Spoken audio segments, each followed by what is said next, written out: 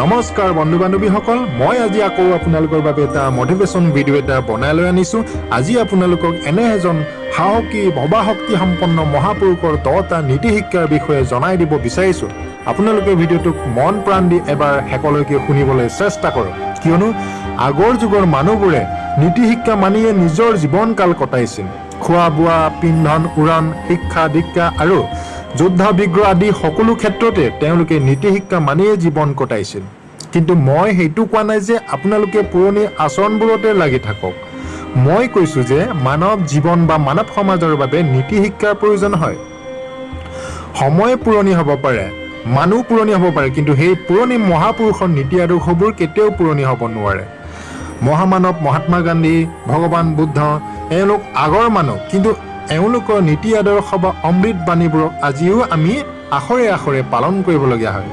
সেইবাবে মই আজি আপোনালোকক পুৰণি মৌৰ্য সাম্ৰাজ্যৰ প্ৰতিষ্ঠাপক, ভাৰতৰ ৰাজনীতি বিজ্ঞান আৰু অৰ্থনীতিৰ জনক মহাপণ্ডিত চাণক্যৰ 10টা নীতি শিক্ষাৰ বিষয়ে জনাব বিচাৰিছোঁ।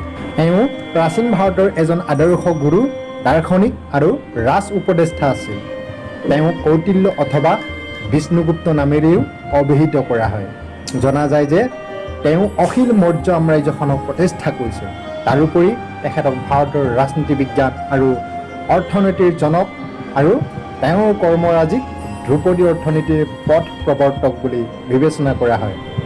বন্ধু বান্ধৱীসকল, জানক এতিয়া চাণক্যৰ এই 10টা নীতি শিক্ষাৰ বিষয়ে।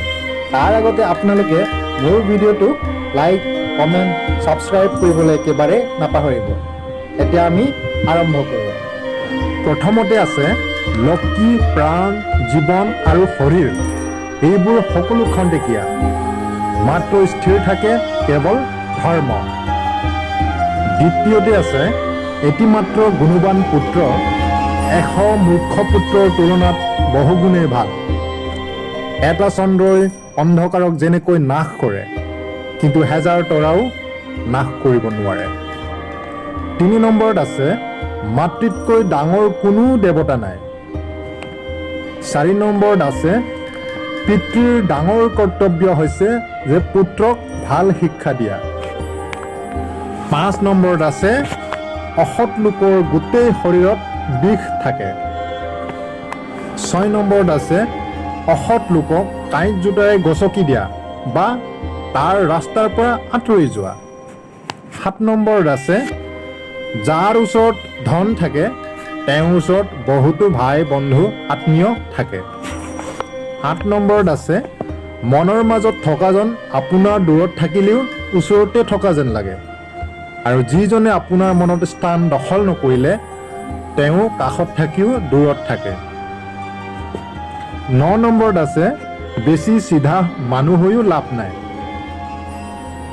10 নম্বৰত আছে আপুনি সুখত থকাটোৱে আপোনাৰ শত্ৰুৰ সবাতোকৈ ডাঙৰ যন্ত্ৰণা। বন্ধু বান্ধৱীসকল, চাণক্যৰ 10টা নীতি শিক্ষাৰ বিষয়ে এই ভিডিঅ'টোৰ দ্বাৰা আপোনালোকক জনাই দিয়া হ'ল। মোৰ বিশ্বাস আছে যে আজিৰ সেই ভিডিঅ'টোক চাই আপোনালোকৰ নিশ্চয় মটিভেট হৈছে। কিন্তু আপোনালোকলৈ মোৰ এটাই অনুৰোধ, আপোনালোকে ভিডিঅ'টোক চাই লাইক, কমেণ্ট, ছাবস্ক্ৰাইব আৰু ওচৰত থকা বেল আইকনটোক টিপিবলৈ একেবাৰে নাপাহৰিব। আপোনালোকে মোক ইমানটো যদি সহায় কৰি দিয়ে, তেন্তে আকৌ আপোনালোকৰ বাবে মই নতুন নতুন ভিডিঅ' বনাই থাকিবলৈ সুবিধা পাম। ধন্যবাদ।